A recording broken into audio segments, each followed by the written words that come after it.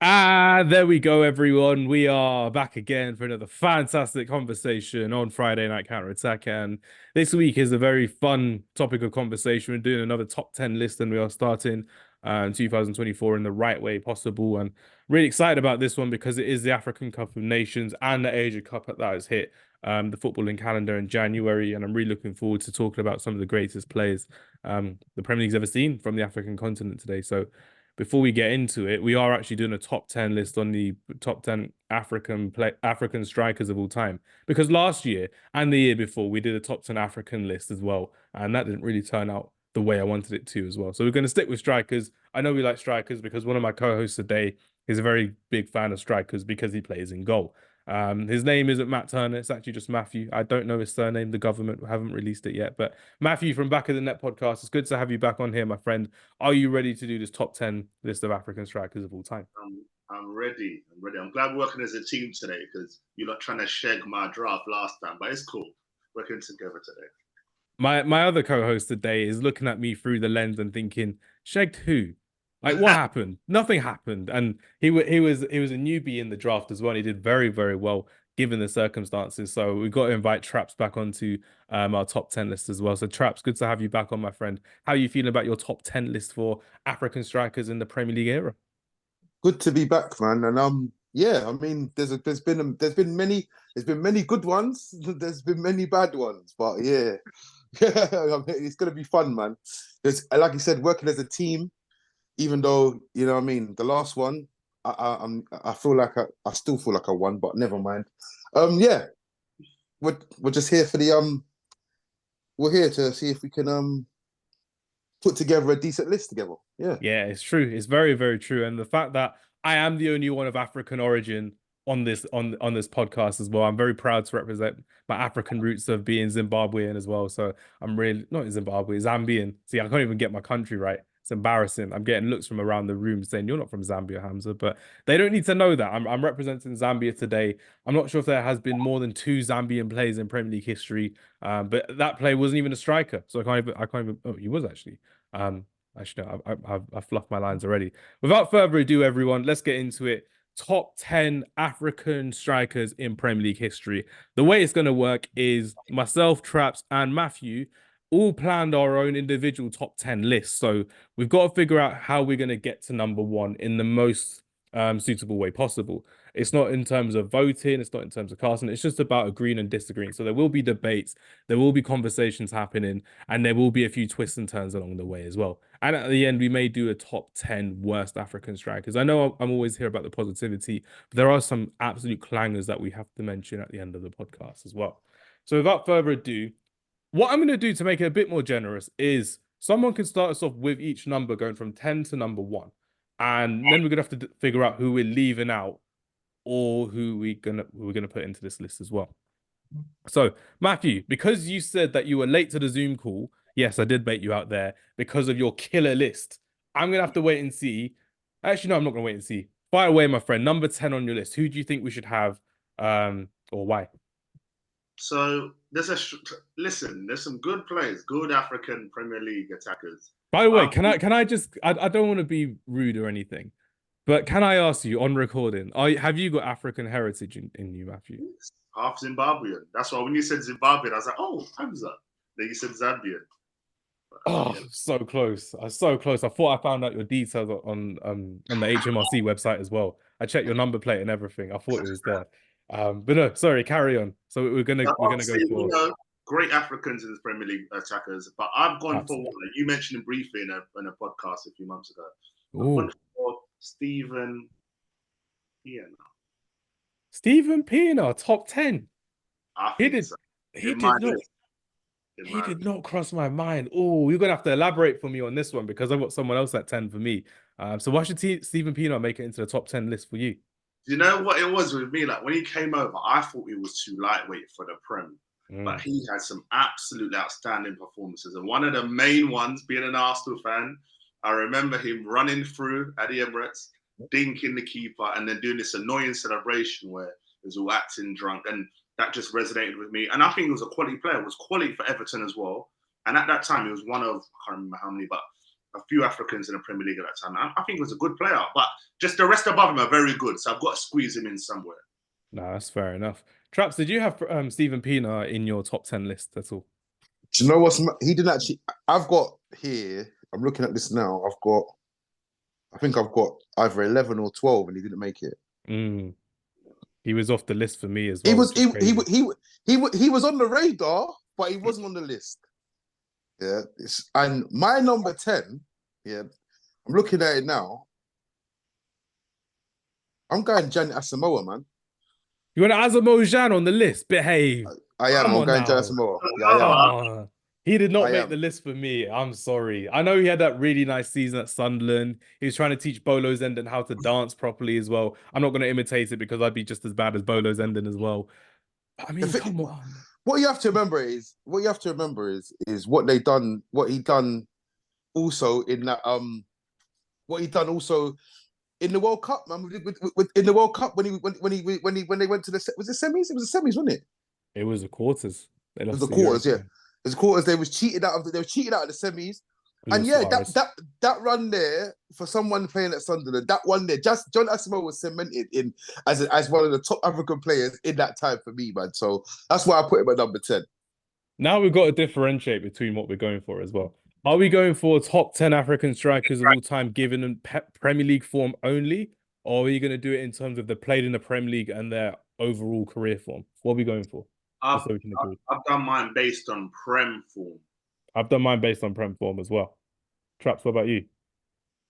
I've done mine based on Premier League form. I haven't done because I'm sure you said that thingy because when you started saying that, I started thinking about George Weah and that. George Weah as well. Ballon d'Or winner, played for Chelsea. Crazy. He played for Man City as well, didn't he? Yeah, he did. He did. This is going to be tough because we've got 3 separate number 10s. But I'm happy if you want to put mine higher. I'm going for a former West Ham and Spurs striker who represented Mali quite well as well. Scored 43 goals in the Premier League era, 16 assists as well. Pretty good African striker from what I saw. Went to play for Sevilla and won the Europa League. But again, talking about Premier League form. Frederick Kanoute was my number 10. Very much liked him. Kanoute? Yeah. Kanute's on my list. Wow. We've gone left field, right field, straight field, back field. We've gone everywhere. We've gone through the whole of Africa for this one. South Africa, Mali, and Ghana. This is tough. That's crazy. So did none of you put Kanoute on your list then? Is it just me? He was outside my 10. He was just outside my 10. Like I think he was quality, but I think my 10 I just had other people above could have put him in. Ooh. Yeah, Kanoute didn't cross my mind, but he wouldn't have made my list anyway. Just looking at it now. That's okay. So this is trickier than I thought as well because I don't see a compromise here for the 10. So we'll continue talking about players because if we're talking about players that were like 13th, 14th, then they're not making the list at all. Right, let's go about it in a different manner. My number 9, no, I'm not going to go for number 9 because he could be like your number 14 or something. So we're going to forget that. Let's go for a few established names and I'll keep a note of it on Zoom as well. A name that I think definitely has to be on the list, and I think both of you have to agree with me on this one as well. Just to start us off, nice and easy. We're going to get him on the list, and it's definitely going to be here as well. We're going to go for Pierre-Emerick Aubameyang. Yeah. Agree? Yeah. That's fine.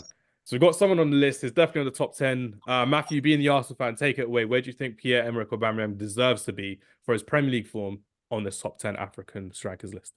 Well, in my list, I've put him as, you're not going to think I'm mad, I've put him as number 5, like 5/6. I put him at 6. I put 5. Yeah, see, oh, good. I love it. We're all, he's with Aubameyang. I feel that's made my day. We all agreed on something for once. I love the list. You know what? That his debut, remember that Everton game, that he was unbelievable. And I had this thing with Aubameyang. I always felt like when he had a fresh trim, he had his best performances.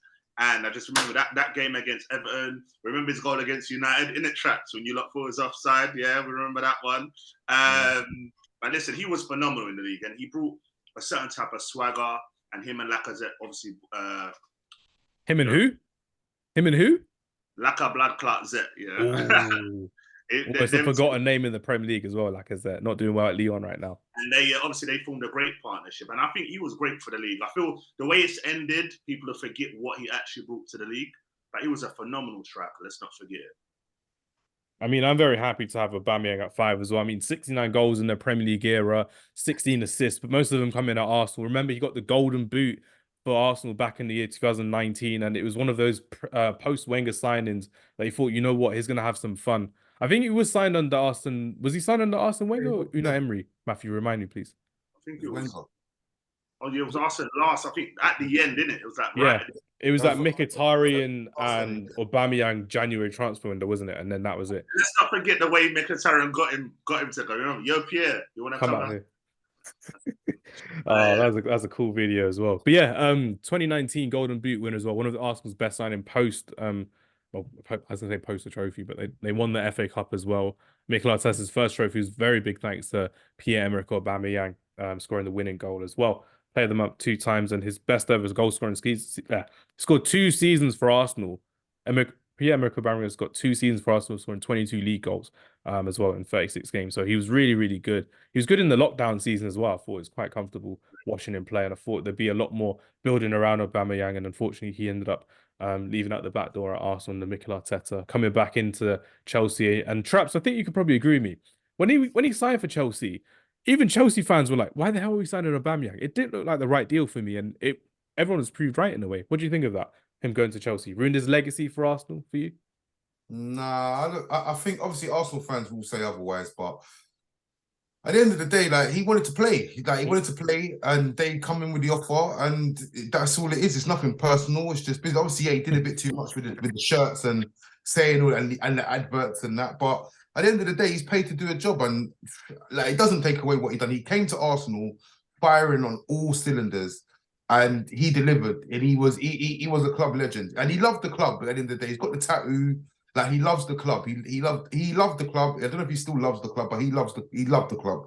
So yeah, I mean, for me, he goes down as one of Arsenal's greatest. I would agree with that as well in the Premier League era. I mean, there are comparisons to Thierry Henry because of the 14 shirt. I remember Gary Neville saying it so convincingly season after season. Oh, he's got a bit of Henry about him as well in his play, in his finishing. That goal for me, I think it was his first season against Spurs, White Hart Lane, Emirates Stadium. Ramsey gets a little assist into him as well. First time finish. Hugo Lloris is just watching it go past him, and you're just like, Aubameyang's here. He's in the Premier League. He's here to turn up for Arsenal. And Arsenal look like a lot more threatening team going forward with from going from someone like Danny Welbeck and Lacazette to Pierre-Emerick Aubameyang as well. And what really annoyed me for Arsenal, I think it probably annoyed you as well, Matthew, Aubameyang playing on the left. What were your thoughts on that, Matthew? Talk to me. You know, it's frustrating. I feel like we lost a lot by him playing out on the left. We saw when he first started how he played up top before as well, how he was playing. Even now, you know, playing up top, what he was doing. And it was so frustrating.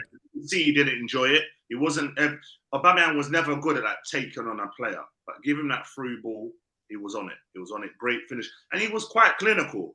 My only disappointment with him, I hate to remind myself of it, but when he missed a pen against Spurs and that, but yeah, vital game. And yeah, like, but I remember great times with Aubameyang, and yeah, he deserves a lot of credit. It's good to hear, man. But yeah, Pierre-Emerick Aubameyang makes it into a list at number 5. Very healthy position, if I do say so myself. Trap, suggest a player who you've got between number 9 and number 6 for us, and see if we've got him on our list as well. See if we can get him into this list. Number 9 and number 6, I've got Adebayor. Ooh, he made my list as well. Number 8. Matthew, what about you? He's on my list as well. That's why I'm smart. I'm just smiling. I'm like, yeah, I'm happy with that one. Very happy. That's good. But go for it. He's number 8 on mine as well. Someone's sharing Google documents with me. This is not how we planned it, but yeah, Aubameyang. That's actually 8. That's actually wow. For some people who are not guessing, there's my list there. Adebayor. Yes. Yeah, I can just see my reflection, so it's all good. I don't mind it at all. But yeah, Adebayor. Matthew, talk to me. How was it like when he burst onto the scene at Arsenal, scoring a handball goal at Old Trafford as well? Talk to me about Adebayor's impact as an Arsenal player before you moved on to your rival Spurs, and especially when he moved on to Manchester City as well. You know what, Adebayor is a bit of a weird one because he was quite gangly. and you kind of felt, all right, cool. Can you finish? Are you a good striker? And he formed a great partnership. Remember that season when he formed with Bentner time to time, Van Persie at times as well. Eduardo. And I remember exactly. And I remember the season when Arsenal got to the semi-finals, Champions League. We went to Anfield and lost.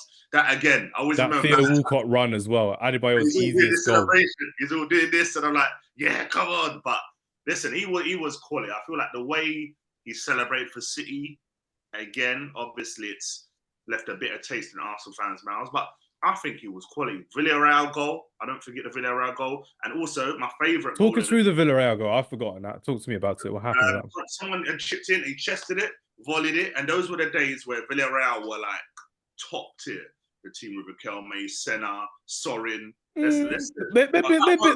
They've been better than that. They had better players. They've been better under Unai Emery. Europa League finalists, winners actually, as well. Champions League semi-finalists, beaten Bayern Munich in the quarterfinals. You know, at home, them times because that stadium, Yellow Submarine, it was crazy back then with the quality players they had. And obviously, we went and we obviously got through to the final. The Jens Lehmann saved that time as well. But Adebayor, big fan. He had to go at 8, like you guys have done as well, because there's just better strikers. But he gets his credit.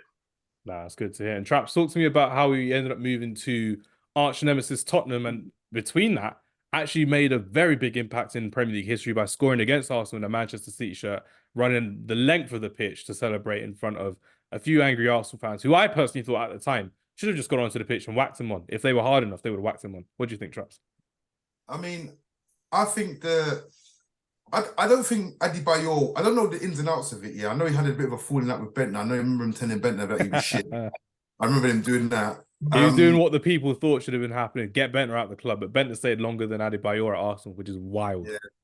But Lord Bentner, I don't know if he had like Arsenal nudes or Stan Kroenke's files in his phone or something. But he ended up staying longer than Adebayor. Adebayor ended up getting going to Man City. But the thing is, I don't think Adebayor wanted to leave, and I think he did receive a bit of flack from the fans about him leaving and how it went down. So obviously, when he did score that goal, he felt, I feel like that was like a goal, like, you turn your back on me, and now look what's happened. And so I think and obviously him running the length of that pitch, that's an iconic moment in Premier League history.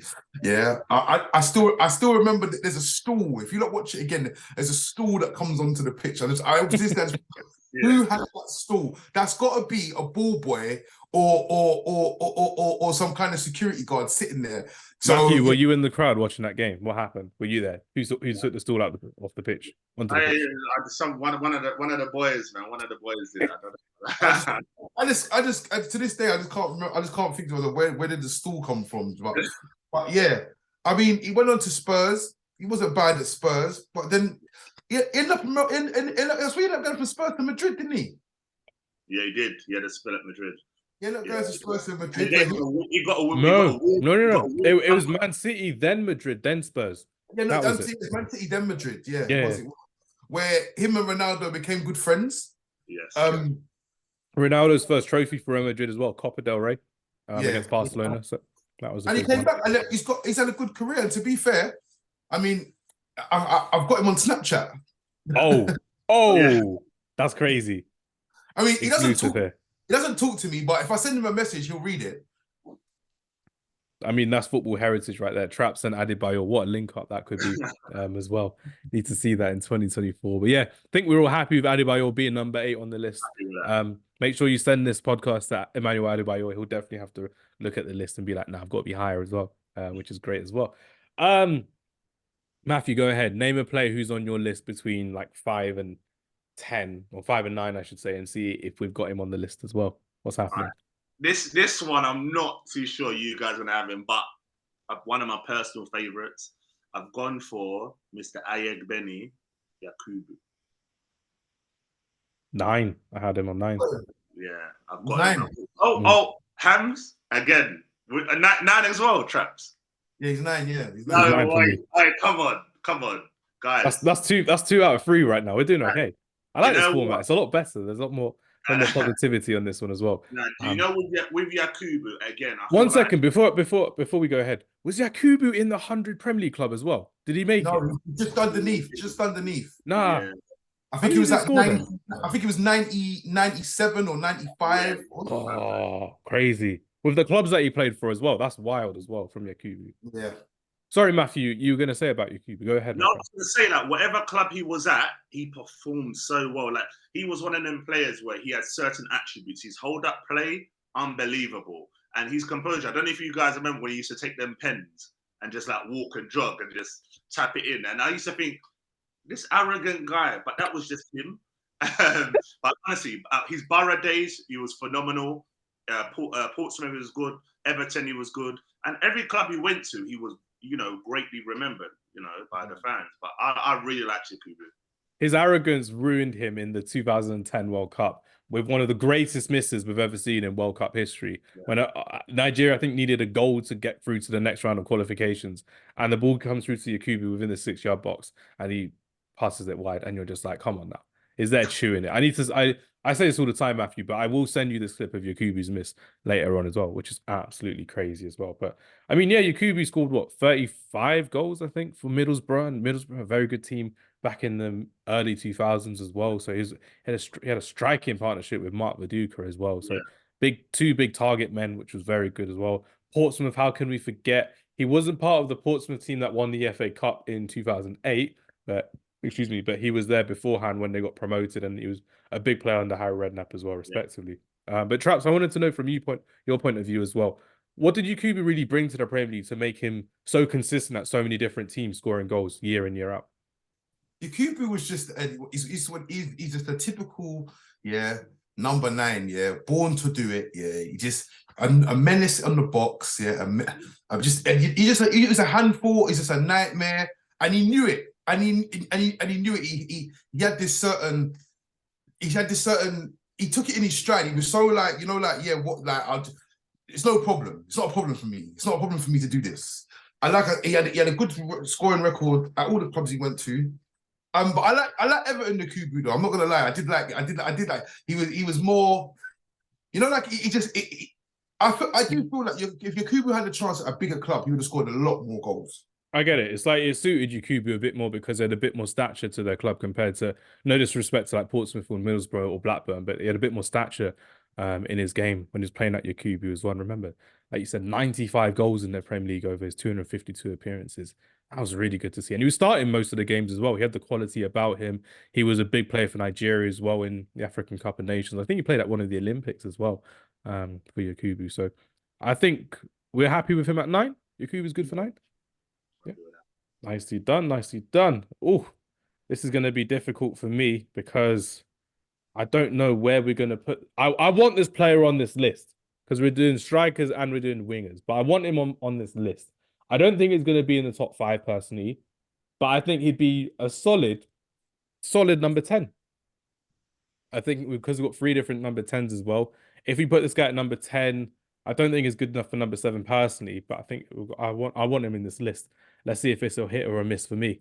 I'm gonna go for Demba Ba. Demba Ba? Demba Ba, number 10. No, I didn't make my list. Matthew, what about you? I put Pappis. Pappis Cisse. Ooh. There's 2 goals against Chelsea. That's a proper streets when I forget name as well. Yeah. I think you could do either or with them two.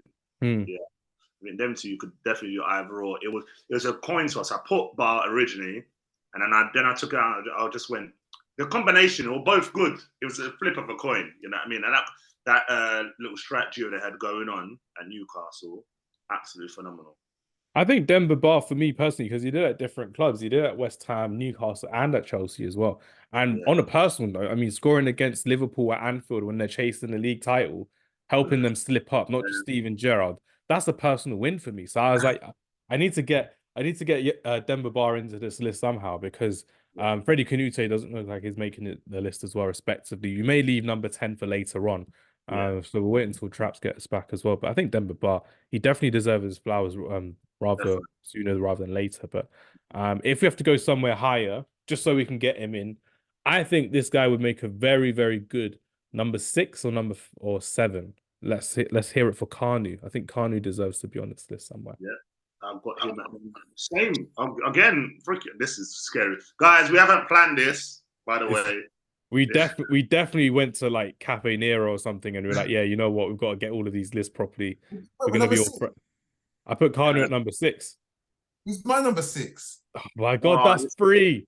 That's this free. is- So it wasn't a Demba Bar one as well. That's It's gonna be crazy. Yeah, But yeah, Demba Ba's not on my list, unfortunately, but that's okay. Number 10 will probably be one of our last picks as well, I'd say, which is absolutely crazy. But yeah, Demba Bar not making the list so far. He may make number 10 later on. But number 6, we're going to have to go for Nwankwo Kanu.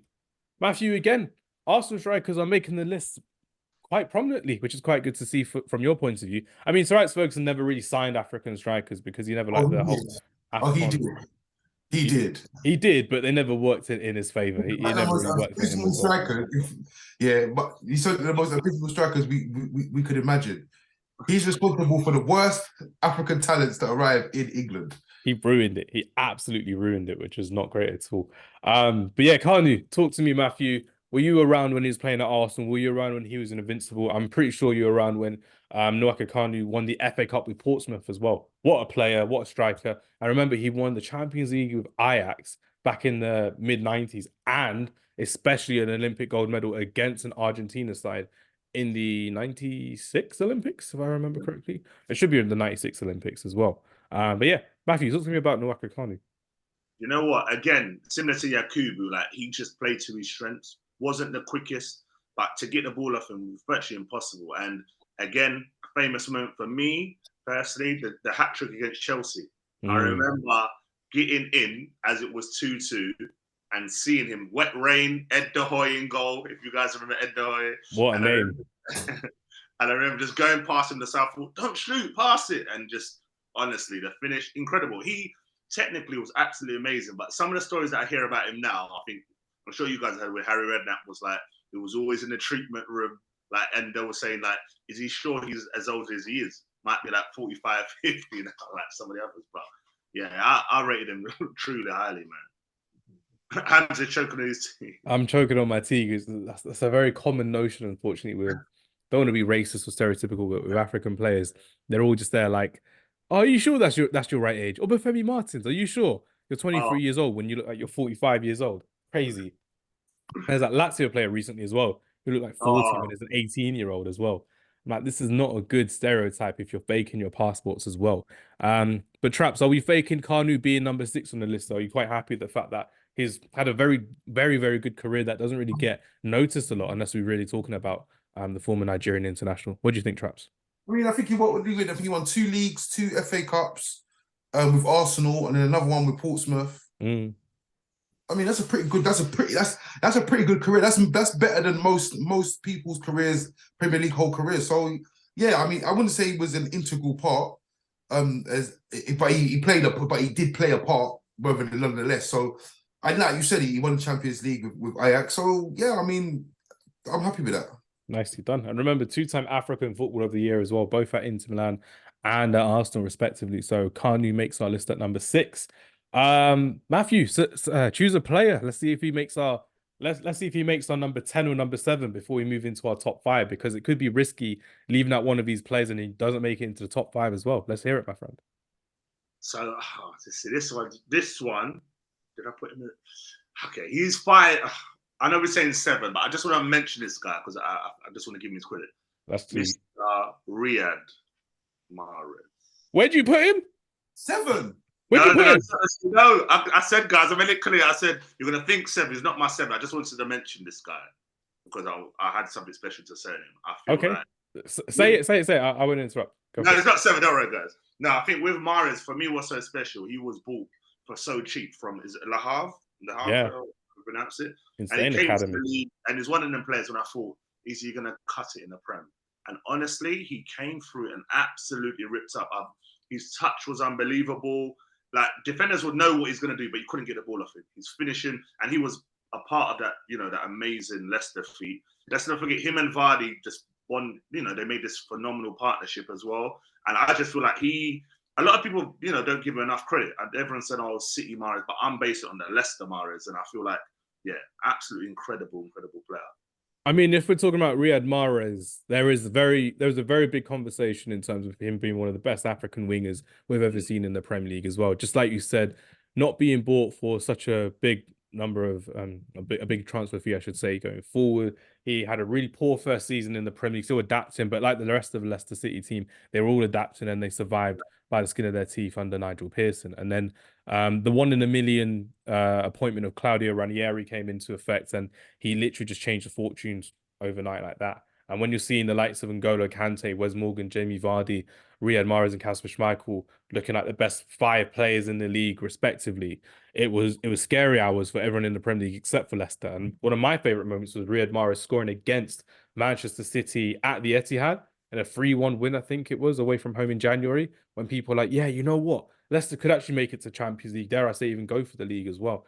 I mean, Manchester City speaks for itself. They signed him because he was a fantastic winger, and he definitely was. He was amazing to watch, and again, consistent in what they were doing going forward. A key starter, treble winner last season as well. Now off playing in the Saudi League, and fair play to him, he's done really well to kind of get the business done in the Premier League. I think we're what, 5 times Premier League champion, 5-time Premier League champions, 82 goals in the Premier League, 61 assists. Probably one of the most amazing North African footballers we've ever seen in our shores as well. I would personally put him at number 4. For me personally, that's where I had him on my list. He's number 3 on mine, but I just remember the first time I saw his ability, and he controlled the ball came to him, and he controlled it, and he put this cross in, yeah. And Leicester needed a goal to win them. This is when there was on their league run, and it was quite late in the game, and it's Okazaki scored the winner, and I remember seeing it. I thought I was like, oh, he looks good. Next thing you know, they were champions, and I thought, you know what I mean? And that's how Mahrez came to light for me, because I remember when Leicester first started out, I weren't really interested. I thought, oh yeah, this will die out. And then Vardy went and took Van Nistelrooy's record. Then it was like, hang on a second, this is actually becoming a bit serious. This is. It's like Aston Villa fans getting gassed about their season now. Like, they have to do a couple things like Leicester did to actually get people's backs up and think, you know what, they are a serious contender going forward. And when you're looking at Riyad Mahrez as well, the fact that his first touch was one of the best first touches we've ever seen in the league. People talk about Berbatov and Bergkamp, but Riyad Mahrez for me is definitely up there in terms of close control. And what I really liked about it when he went to Manchester City was he never really got coached out of that as well. He could take a ball out of mid-air and just pluck it down dead on the touch as well. Still doing it now in Saudi, and a critical part of Manchester City's recent success as well, because you're looking at their right-hand side now, and they're just rotating. They're not really finding that same kind of winger who can take on a player inside and outside. And people thought originally he was like an Arjen Robben type of just always cutting in, but there's so many times when you're watching Riyad Mahrez, if you're watching a highlights reel, of him just slowing down play by just doing one of his drag back rolls that you'd see on a 5-a-side pitch, or you'd see someone doing past Matthew on a Sunday League pitch as well, because Matthew would be in goal for this one as well, which would be fantastic. But yeah, I was happy with Riyad Mahrez in the top list as well. But happily, I put him 4th for me. But where would you guys want to see him? 3rd, 4th? I did 5. I'm at 5. Do you say as an average put him at 4? Because I think there's 3 of the players I could talk about higher than Riyad Mahrez. Traps, what do you think? That's fine. Yeah. Riyad Mahrez. Still needs 7 as well, isn't it? Yeah. It's Traps' turn for 7, so Traps has got to find a number 7 for us as well. Ooh, let's go. Let's go, Traps. 2, 3, 4, 5, 6, 7. Is Tony Yeboah? Tony Yeboah is not on the list. As in, he's not on my list. I didn't watch him play, so I've not put him on the list personally. I remember with Tony Yeboah, yeah.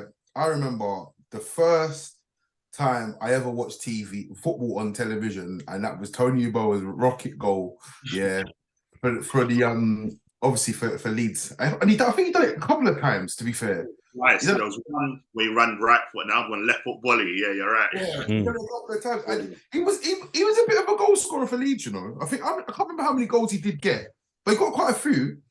And yeah, I mean, I just remember my first memories of watching football. Tony Yeboah was that guy. I can't remember what was their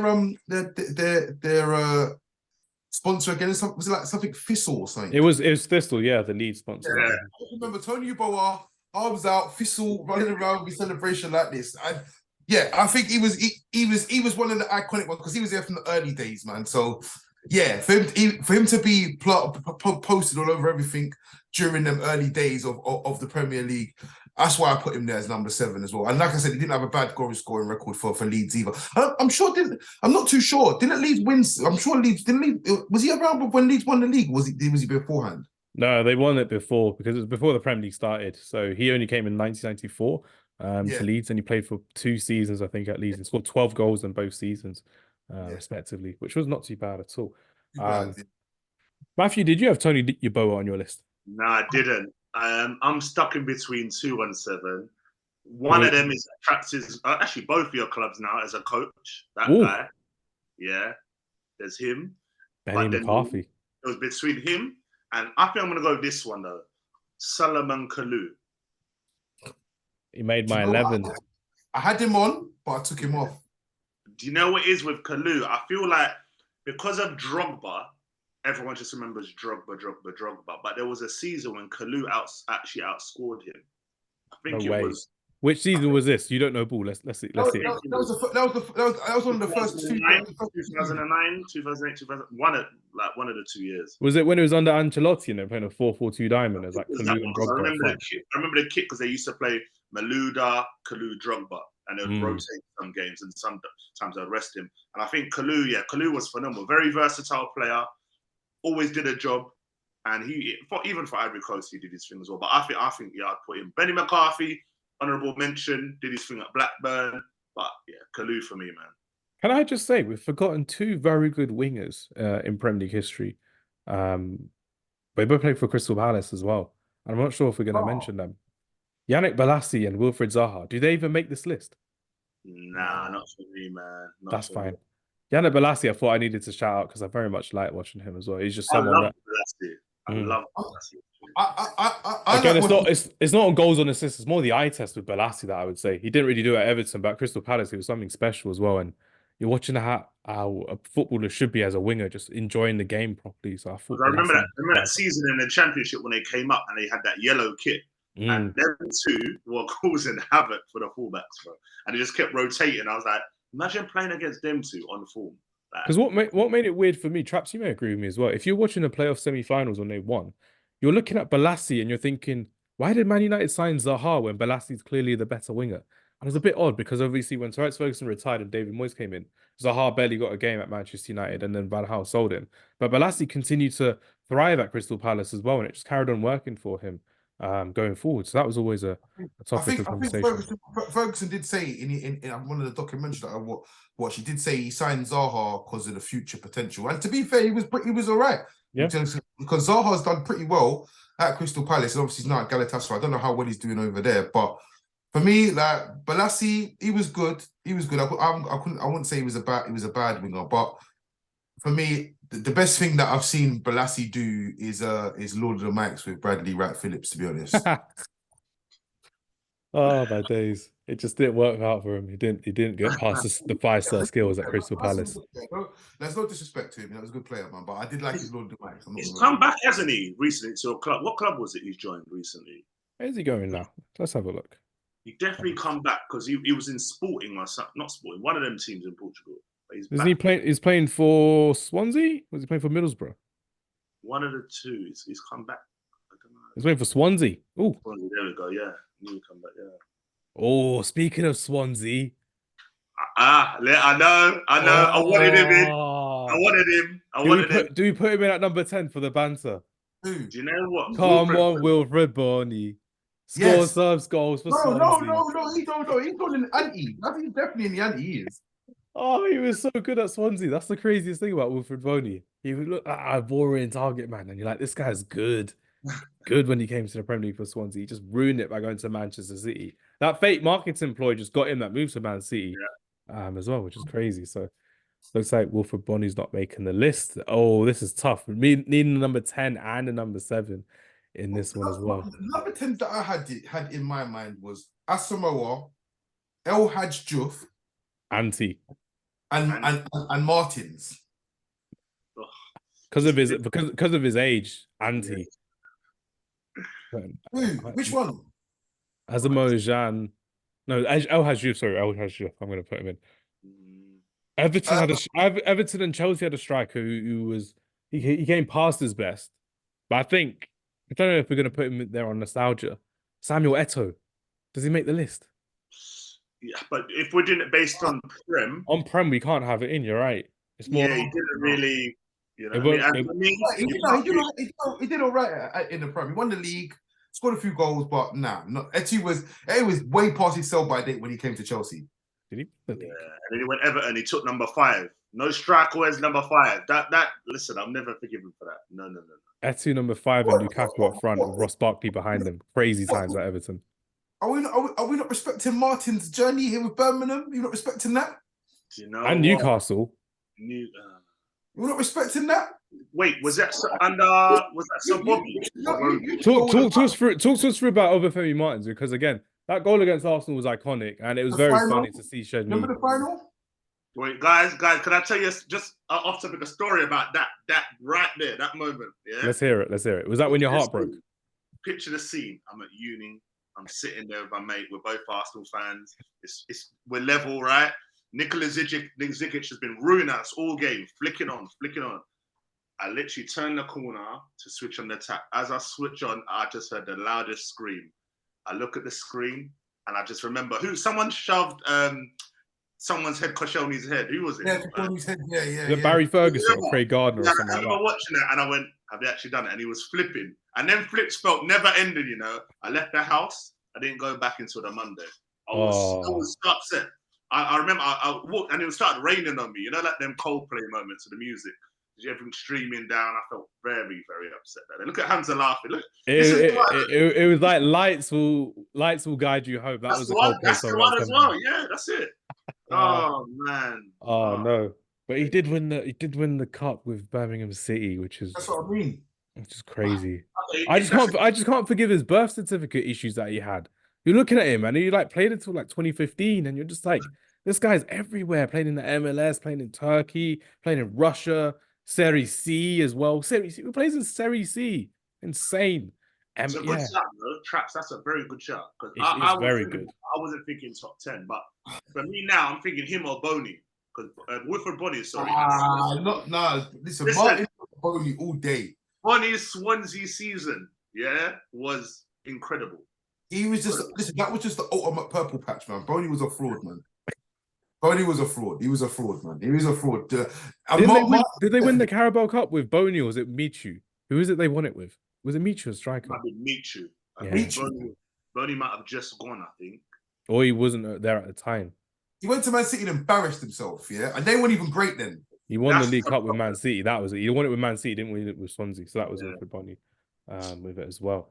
Oh, this is tough. I mean, I'm happy to drop Jan Asamoah for Martins. I'll be honest. I'm happy with that. I've got a curveball. I'm happy to put Steven Pienaar at number 10.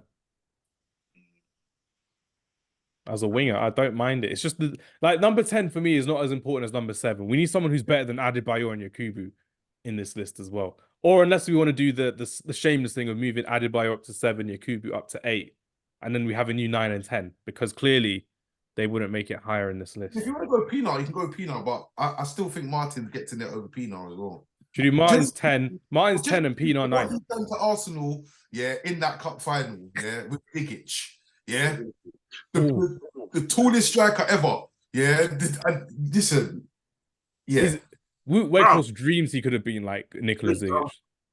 That's all they did. That was a tactic the whole game. It was Ben Foster in goal, if I'm right. Yeah, it's Ben Foster in goal. They're the most Brexit midfield of all time. Hitting his head. I was like, is someone going to get him? Oh, man. Oh, yeah. I never forgave Chesney after that. Never forgave him. I wouldn't either. Which was crazy. Excuse me. Right then. Right, just to settle it, we'll put Pienaar at 9, the Obafemi Martins at 10, put Yakubu up to 8. Yeah. And then Adebayor up to 7. And there's no chance of Wilfred Zaha, Bolasie, Wilfred Boney, Benny McCarthy, Frederick Kanoute, Samuel Etoo making it into this list as well. So now we're on to the business end of it, which is good fun. So Riyad Mahrez, we've spoke glowingly about him at number 4, which is absolutely fantastic. Traps is going through his Amazon delivery because I think he's got a new Mohammed Salah shirt to burn live on recording as well. So I'm looking forward to seeing what he's got ready for this one, which is good fun indeed. Right then, number 3. It might be a shock to you, but I think this is more of a personal preference. 3, I'm going for Mohammed Salah. I'm 3. 3. Yeah, man.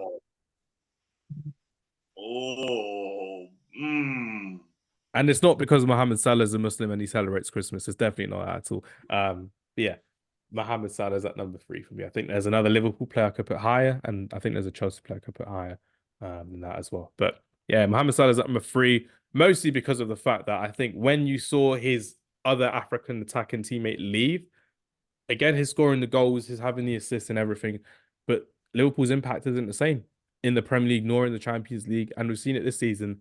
What, first time they're in the Europa League since 2016 when in Klopp's first season, which goes to show how dependent they really were on those two as a duo. And I think when you're missing one of these without the other one, and the other one played at Southampton and was very, very good at Southampton in Southampton's better years as well, in the mid 2010s, I would say as well. So, yeah, I think Mohamed Salah, fantastic goal scorer, but is he really a team player? Is he really someone who I think would be what number is this? Number 3? Because I had Salah at 4. Ooh. Ooh. Ooh. Oh. Who did I miss out then? I had Salah at 4, but you put Mahrez at 4.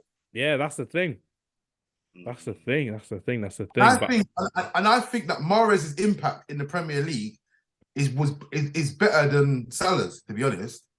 Just because of what he'd done at Leicester.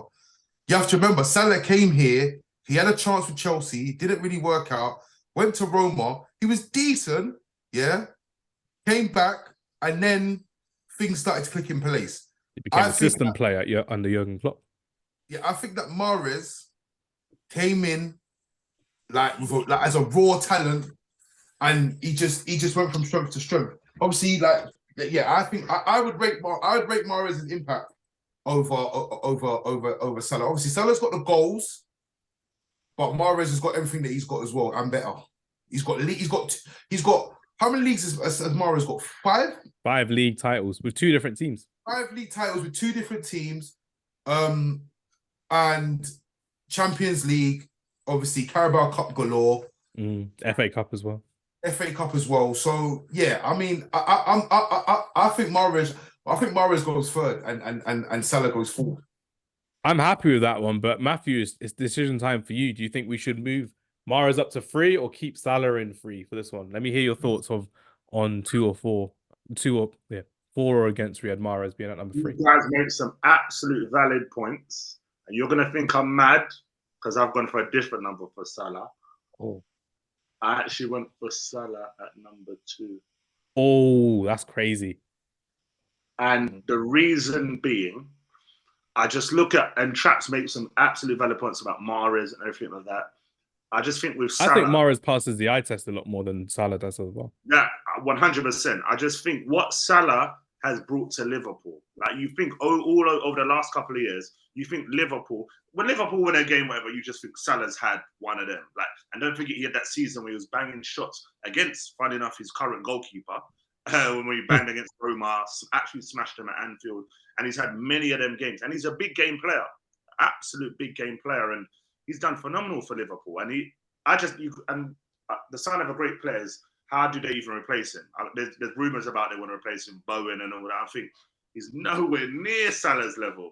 So it's like you can't replace someone like that. So I just think, yeah, for me, Salah number 2, I feel like he's Liverpool's king. He's the king, basically. You know, he doesn't get enough credit, I don't think, from other fans anyway. Yeah.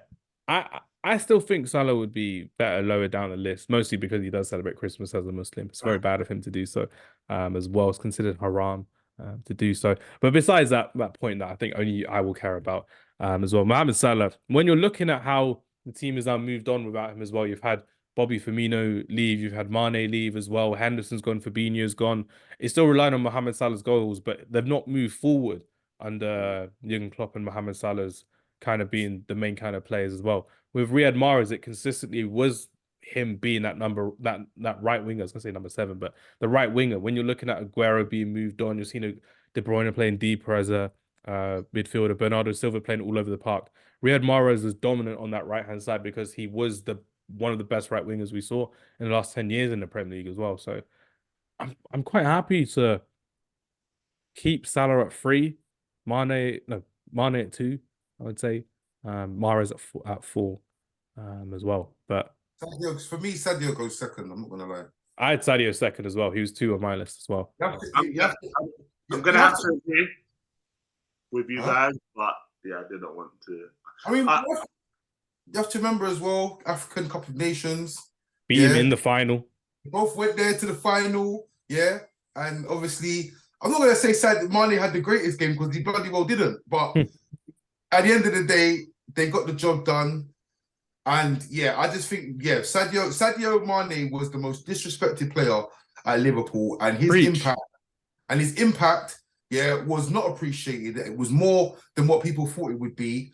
And as a result, that's why they ended up in the Europa League last season. And that's why things are looking they're not. I wouldn't say they've had a bad start to the season because they haven't, but they're not looking like the force that they was with Sadio Mane at the front, pressing from the front, winning the ball back, and doing all the dog work as thingy. I mean, Firmino too. I mean, it was in his last sort of years, he sort of faded out. To be honest with you, he didn't really get much game time because obviously I don't know if it was injuries or whatnot. But for me, Sadio Mane. I remember us getting linked with him when LVG was here. Yeah. And people were laughing. People were like, Sadio Mane, can you believe that? Sadio Mane. And then he ended up at Liverpool, ended up winning a league and a Champions League. And obviously he went off to Bayern Munich and he won a league there as well. I remember he was crucial in that 4-0 comeback against Barcelona as well. Salah was off the pitch in that game and people think, oh yeah, it was great. But Sadio Mane was instrumental. Him, Wijnaldum, Origi, very good in that game against Barcelona as well. I know we're talking about the Champions League, but with Sadio Mane, like we said before, 111 Premier League goals in his time at both Southampton and Liverpool, respectively, and 263 appearances, which is fantastic. The fact that when you're looking at Liverpool now, I think we can all agree, you don't know who their first choice left winger is for Liverpool. You don't know if it's Luis Diaz. You don't know if it's going to be Nunes. You don't think Gakpo's going to be into there as well. No, it's Jota. That's the truth. It's actually Jota. But Diaz started against Man United, and you're like, oh, all right, cool. Jota gets too many injuries, but it's definitely Jota. You know what? I hear that what Traps made a valid point. I feel like my cousin is a Liverpool fan as well, and at the time they thought, oh, Mane's gone, it's cool. Exactly what Traps said is true. They were saying that in the Champions League final when he was their best attacker, which was crazy. Phenomenal. And you know what it was with Mane, right? There were games. Do you remember the season, the one where they won the league, the last one? It was that pivotal game against Villa. He was that guy that would get that goal at a 0-0 out the blue, bang, header, diving header, or left foot, right foot. And he was very important to them. And yeah, I feel like he's a big miss for them. If they had him now, you would think they'll go and win the league in the position they're in. But yeah, honestly, Sadio Mane is African royalty in any type of football. Like, honestly, if you're talking about top 5 African players of all time, I'd put Sadio Mane in that list for me personally. So for me, having him at top 2, he was absolutely fantastic. I remember Golden Boot winner back in 2019, the season when they lost on goal difference, 97 points or something as well. So they were fantastic in that season, and they won the Champions League as well against Spurs. Very easy game, I would say, against Spurs. But remember, highest goal scoring season was 22 Premier League goals, and you're just like fantastic play of what he did. And just like you said as well, Matthew, you made a good point. He could score any type of goal outside the box, left foot, right foot, headers, volleys, and he could take on a player both left and right. And what really annoys me now, I think I hope you both agree with me, and the listeners will do as well. When you're watching Premier League football now, 2023, 2024 season, everyone's getting gassed over Doku at Manchester City, right? Why? Because he can dribble on the outside, on the inside, left foot and right foot. Everyone's like, oh, wow, he's amazing, his turn of place. This was normal for Sadio Mane. It was normal for someone like Eden Hazard. And because it's being coached out the game now to play system football, boring football, coaching football, we're not seeing it anymore. And there's less individuals now in football. And it's really, really annoying. Probably a topic for another podcast later this year. But Sadio Mane could do it both ways. And he did do it both ways. And as a Man United fan, when you're coming up against Sadio Mane, both at Southampton and at Liverpool, you're just like, you don't know if your fullback's going to be on the pitch by the end of 90 minutes because he had that much pressure on him as a fullback. Mane had that much pressure on a fullback because he could do it both ways. Fantastic player. Sorry, Traps, you were going to say something. I think that Sadio Mane was, like I said, he was disrespected. I feel that you can see even when he had the argument, a couple of arguments with Klopp, he had an argument with Salah not passing. He was frustrated. and basically telling the world, look, listen, yeah, I do a lot for this team, and I need They're some definitely respect. seeing it now. They're seeing it now. I need people to take me seriously, and I think a lot of people took it as he's like a bad egg, or he's got a bit of an attitude and whatnot. And obviously, he's gone to Bayern. He's had a row with Sane, and he's left there as well. But there's no disputing Sadio Mane. Liverpool do miss Sadio Mane, and whether they want to admit it or not, yeah, there's no Salah on his own isn't doing it. And like you said, there's a prime example of him before Neil Salah being off the pitch and then coming back with the likes of Origi, Wijnaldum, and Mane. So yeah, I feel like he was greatly disrespected, and I don't know if they missed him, but they should. I definitely miss him as well. Like, he's a fantastic Premier League player to watch, and again, won the African Cup of Nations a couple of seasons ago with Senegal, and that was a iconic moment in itself. Like we said earlier about him beating Mohammed Salah's Egypt in the final, winning on penalty shootouts. I think he scored the winning penalty as well, Sadio Mane. And I think one of the most humble footballers I've ever seen, who's played at the top level and has remained humble ever since. The fact he does so much for charity, you'd see him doing so much work off the pitch as well. But I think number one, who we're going for, I think we're unanimous in picking someone who is not just humble in himself as well. He actually stopped a war, a civil war within his country. So introducing number one on our list, I think we're all in agreement.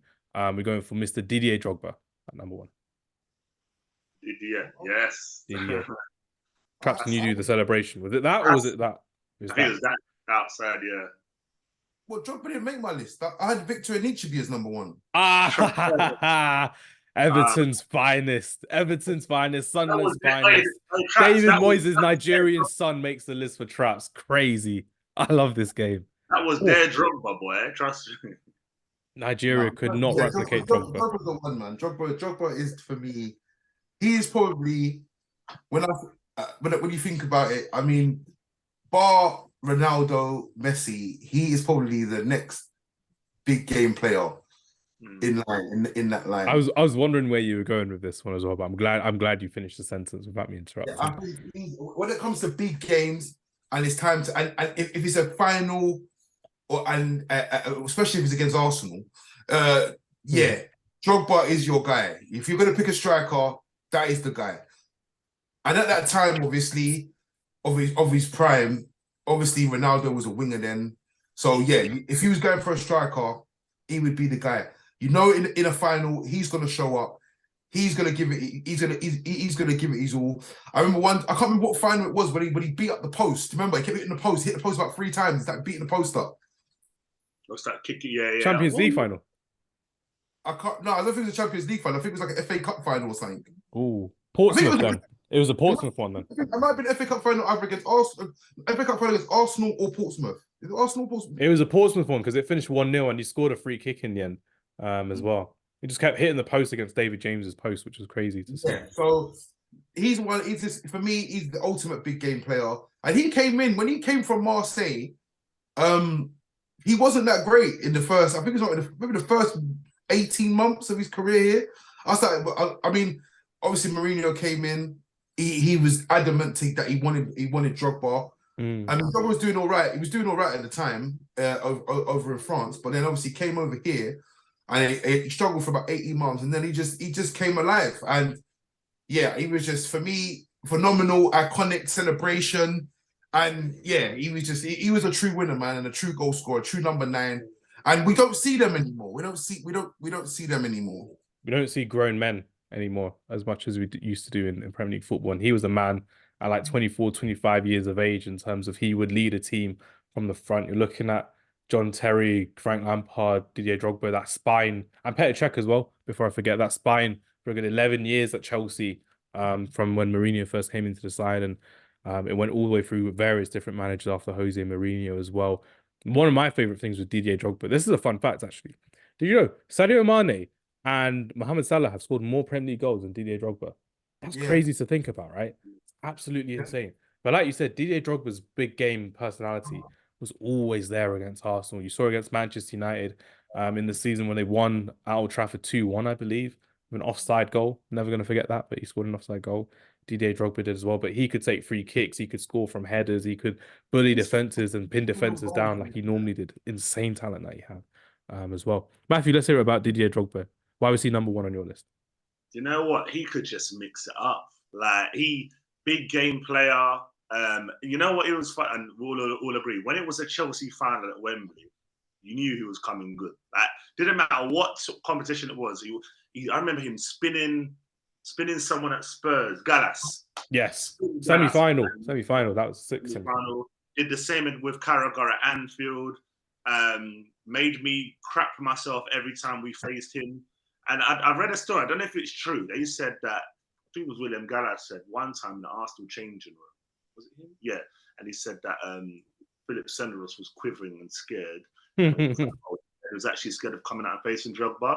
Because I remember Drogba bullied us every single time we played them.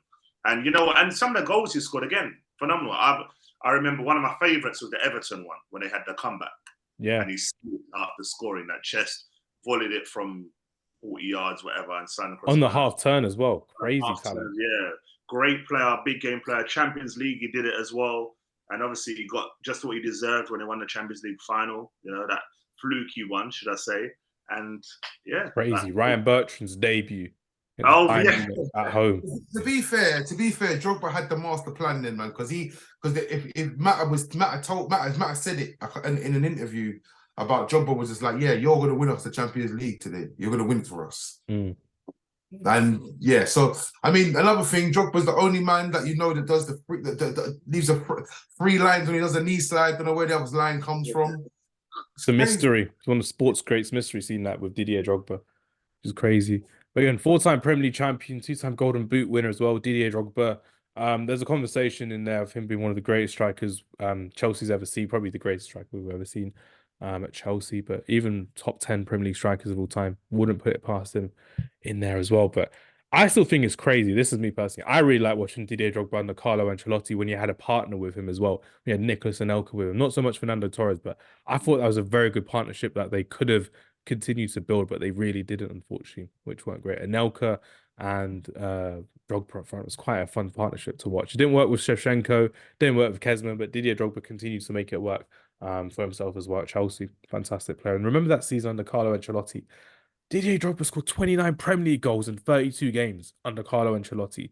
You can't tell me Carlo Ancelotti is one of the greatest managers of all time when he profiles a player like that. He builds a team around Drogba as opposed to like a Lampard or an Essien.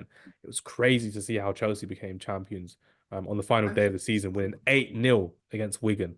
Crazy from Didier Drogba. And he still didn't even get to take the penalty because Frank Lampard took the penalty himself. And Lampard, that's crazy. But 29 goals in a Premier League season in 32 games. One of the best individual seasons we've ever seen by any Chelsea player. Would always forever be Carlo Ancelotti would forever be goated. Yeah. Forgetting Hamz Rodriguez to join Everton. How he done that? Yeah, that is a masterclass.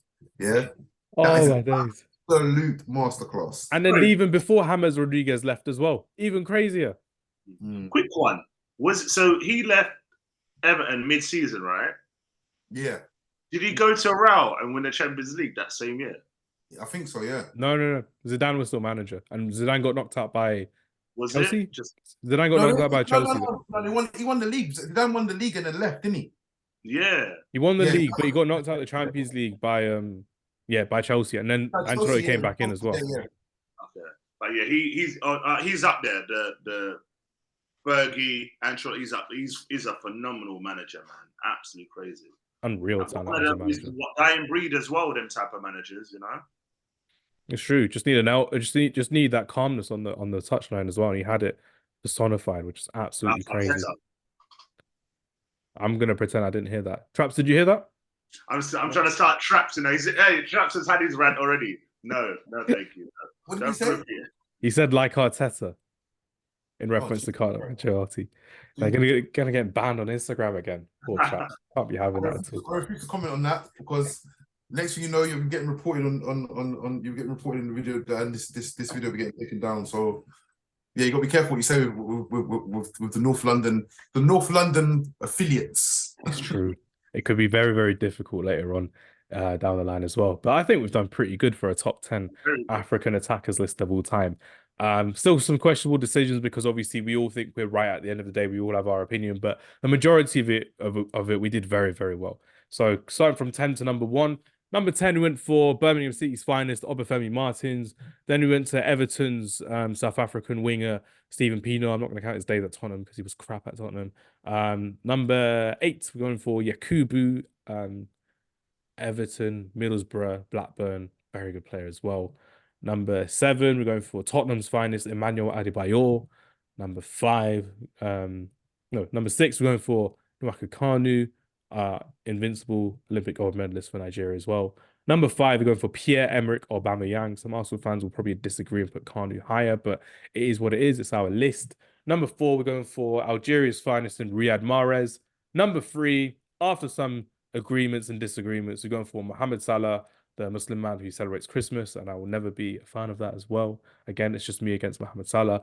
Number 2, going for the most underappreciated attacker I personally think we've seen in modern times as well, Sadio Mane, Senegalese forward as well. And number 1, the man who stopped the civil war in the Ivory Coast and scored 29 goals in 32 Premier League appearances under Carlo Ancelotti at Chelsea, Didier Drogba. Well done, everyone. We did very well for that one. Very happy.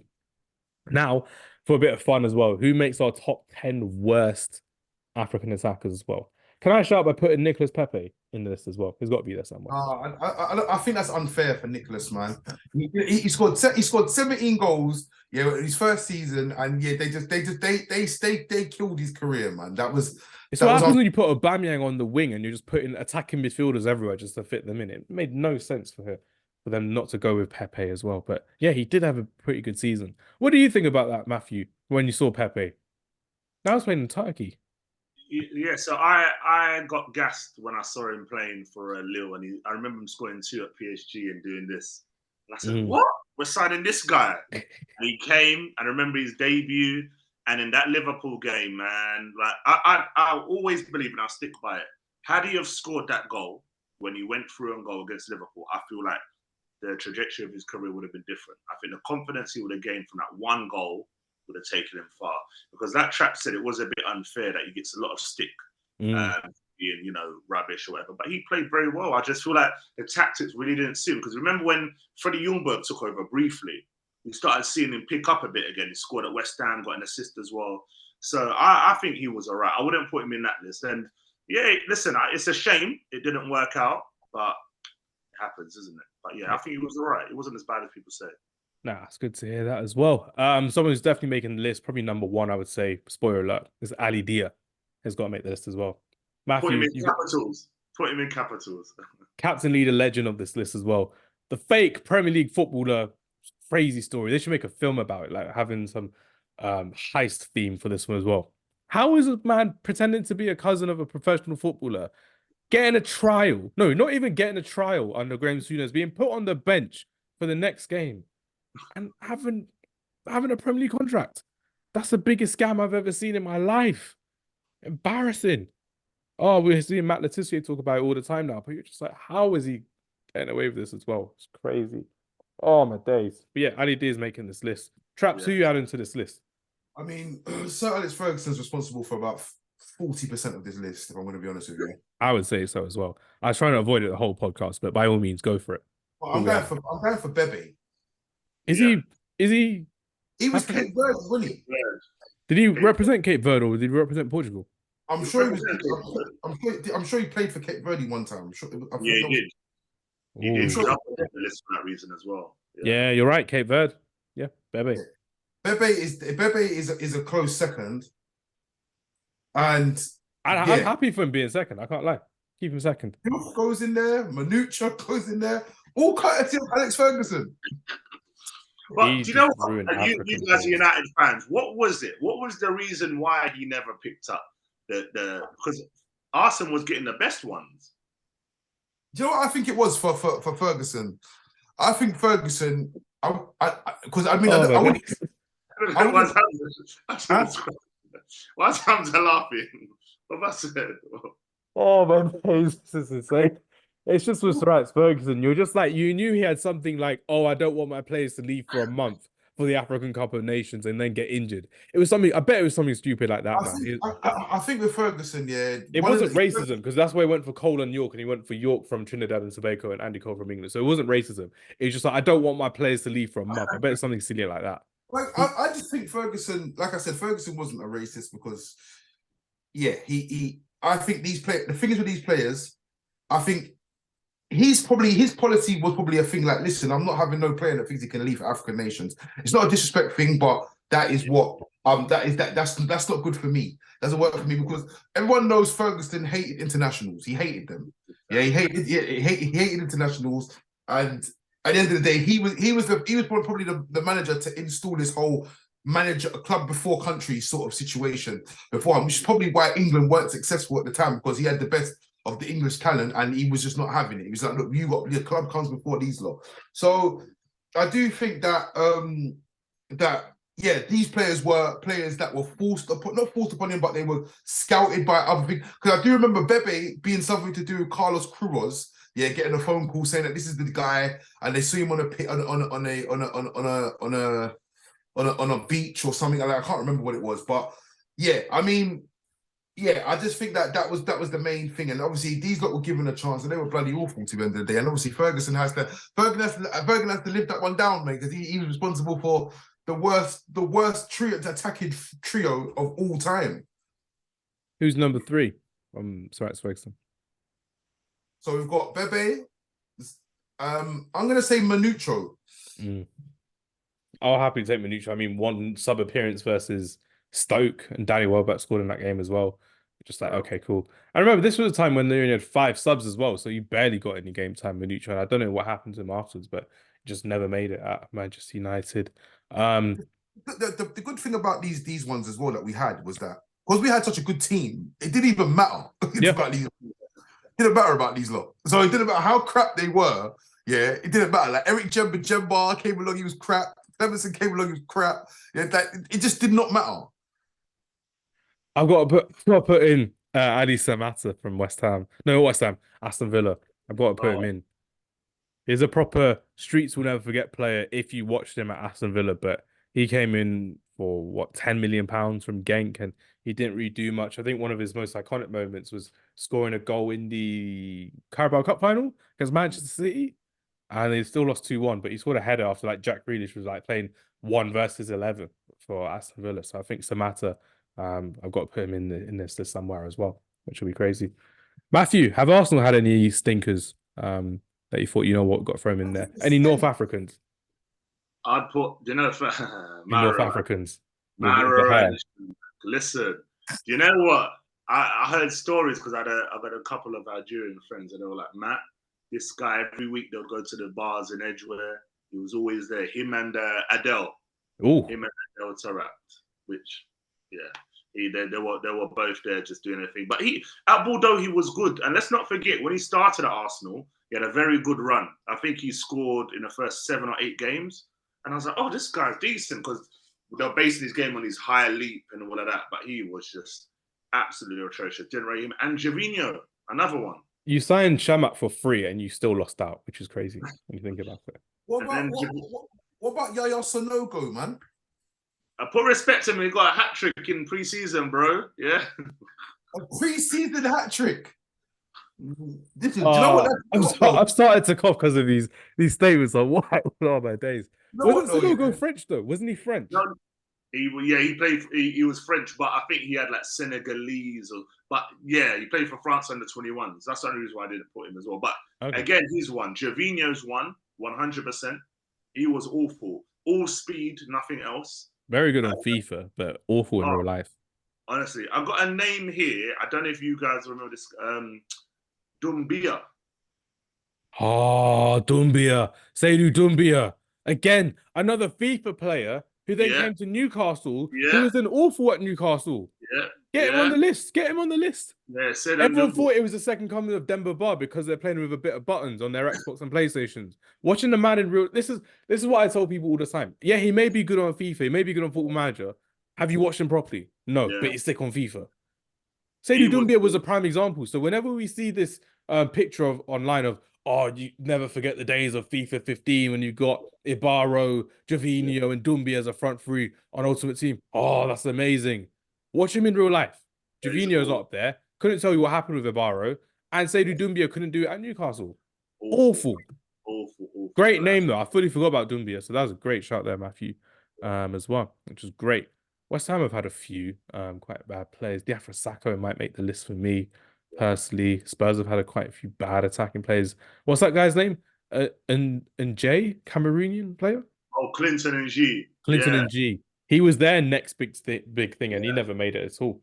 At Tottenham, second or third choice striker, just couldn't do it for them at all, which was not great at all. Traps, who are you thinking of from your side? Any other Man United players that we missed out on?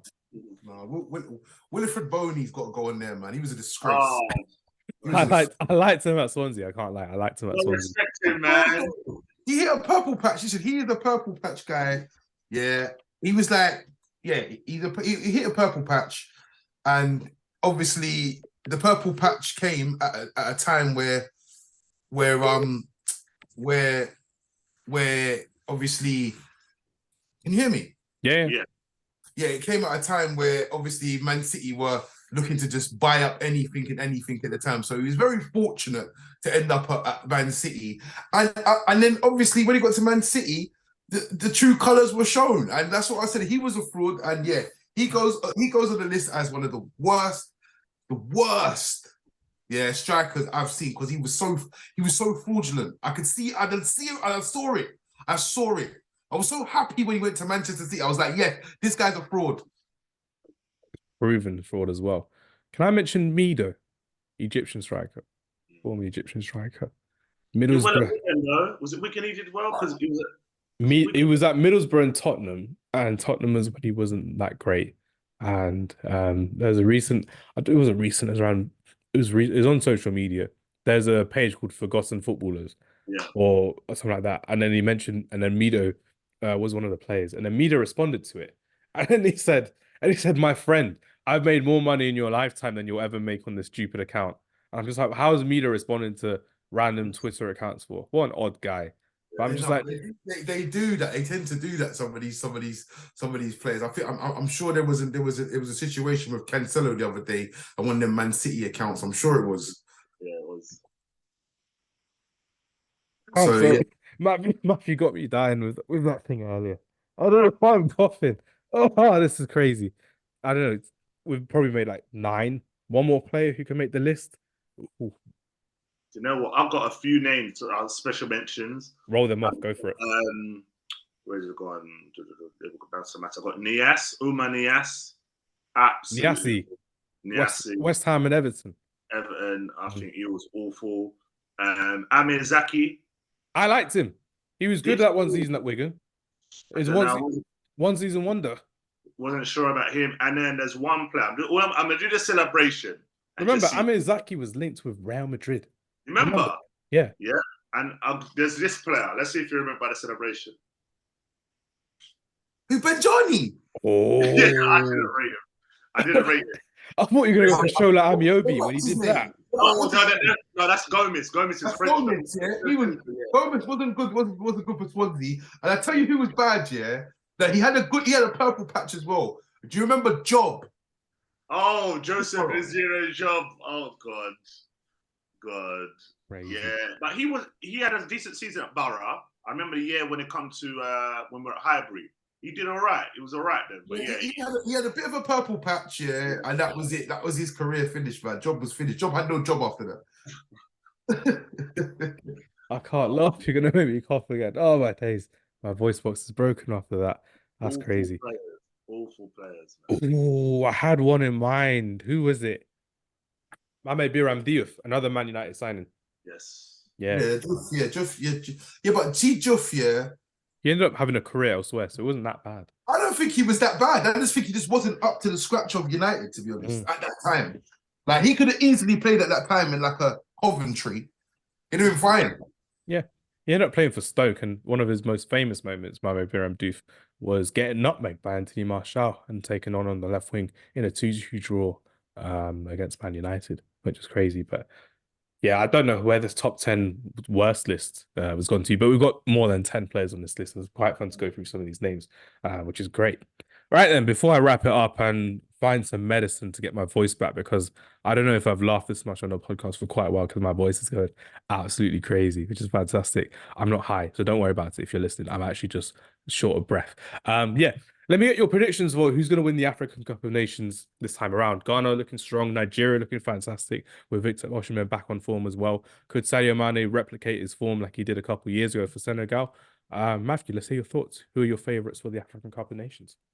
Well, this is not to blow my own trumpet, but the last 3 times I've predicted, and it's happened. Last year, I said Senegal, they did it, or the last time. Nigeria, the time before that. And the one I called before was Zambia. Just saying when they were 33-1. I'm just saying, guys. So, this one now, I want to say Morocco, because I feel like that's a shout. Solid team, great goalkeeper. I think he got an award the other day, didn't he, Bono? Good midfield. And they've got how do you pronounce his name now? Yusuf El Nesri. Yusuf Nseri. Nseri, quality striker. However, I think it's Nigeria's year. Oh, Victor Osimhen time. I look at Osimhen, I look at Boniface who's playing at Leverkusen right now, killing it. And I just feel like in these competitions, it's not about clean sheets. It's about just getting the goals. And I feel like Nigeria, it's about flair as well with AFCON. That's why I love it so much. They just love the I flair. like about AFCON the most. You see a nation like, I don't know if you've seen Comoros. Yes. Last time they were killing it. Like, who's this team? But yeah, I feel like Nigeria are going to pip it. I think Nigeria will do it this year. I'll be good as well. I think Nigeria are a bit too top heavy, man. I think that the quality amongst their team gets a bit worse as it gets to the back of the back there. So bring back Joseph Yeboah. That's what I say. I think Morocco. I think it'll be a Morocco Nigeria final. But I think Morocco just got that balanced team that, you know what I mean. Obviously they went to the semi-finals. Obviously, I don't really, I mean, anyone that watches the other podcast that I do, they know how I feel about a certain I don't give a damn Rabat. You know what I mean? Oh, yeah, Morocco. I think Morocco will do it, man. I feel like Morocco are just gonna be.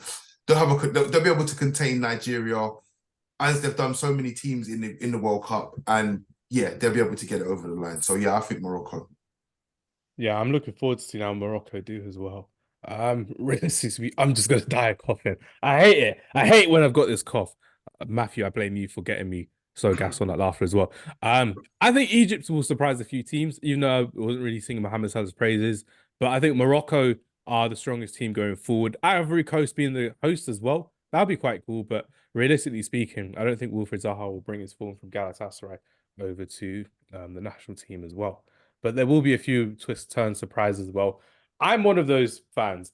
This is quite fun for us, Traps, because normally we see it mostly with Liverpool and Arsenal fans when they want their players that are going to the AFCON to just come back as soon as possible. You want their teams to get knocked out.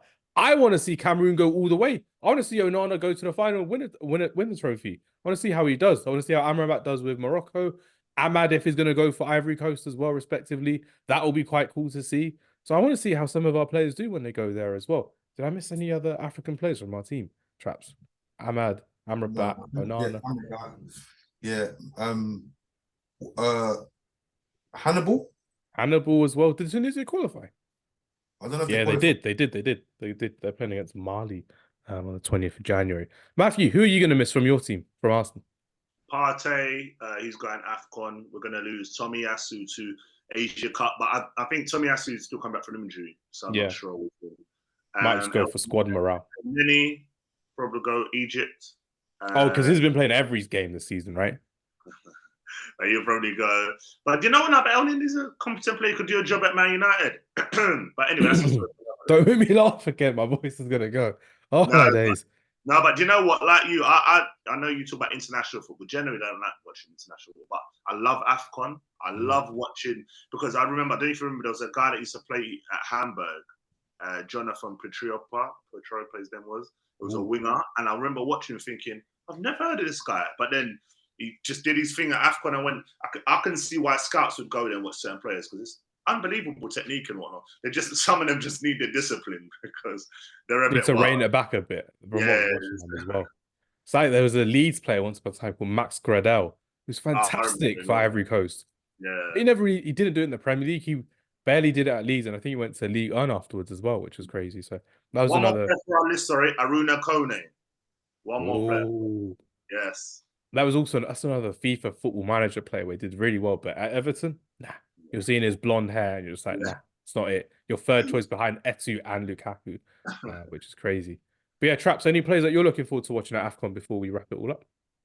If I'm going to tell you honestly, I only really watched the final, but I don't really watch the build-up, to be honest. You guys are making me laugh. I need to start drinking again. Oh, Amrabat, Traps. Me watch Amrabat.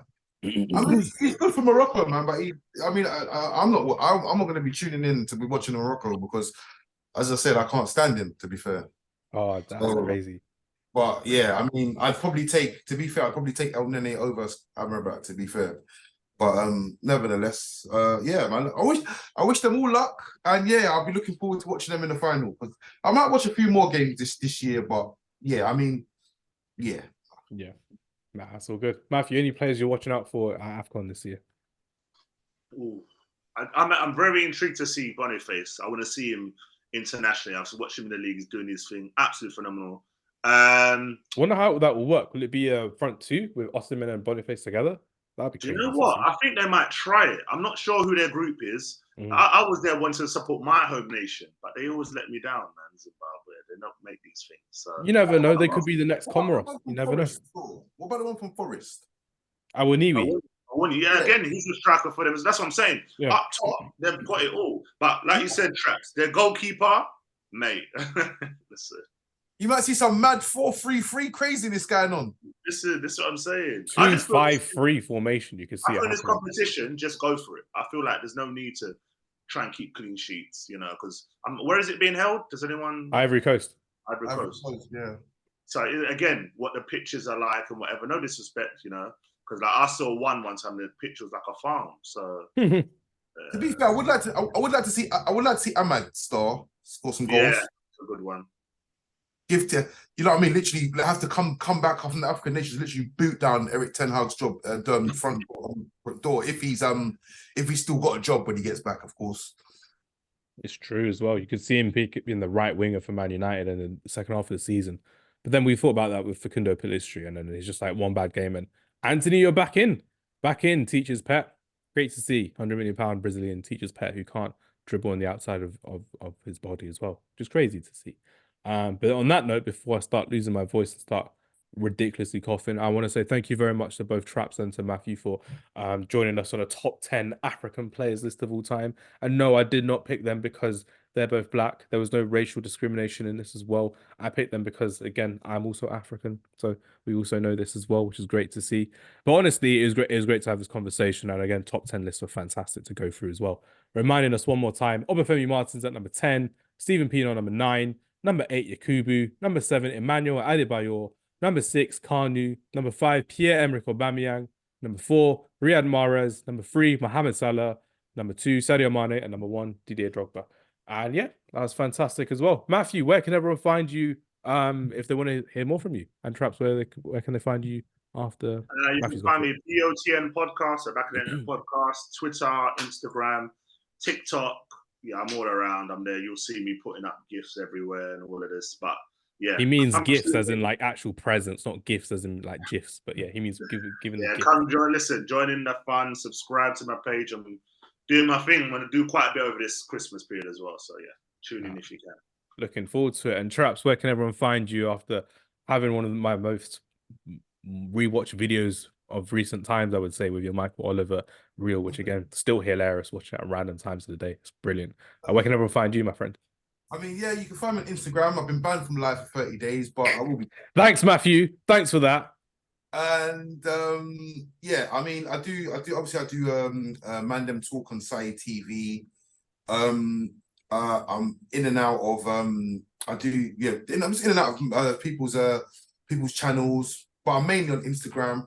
I am thinking about starting my YouTube channel. I mean, I've started it. I've got about 100 subscribers, but I'm gonna start working on that a bit more in the new year because Instagram. I feel like Instagram's kind of sick of me now, and I feel like I need to find another platform. So yeah. So if you just type in traps.mufc, and I will appear. Fantastic. That's all good. But yeah, everyone, thank you very much for your time today. Everyone, thank you very much for listening. Do find us on social media if you haven't already.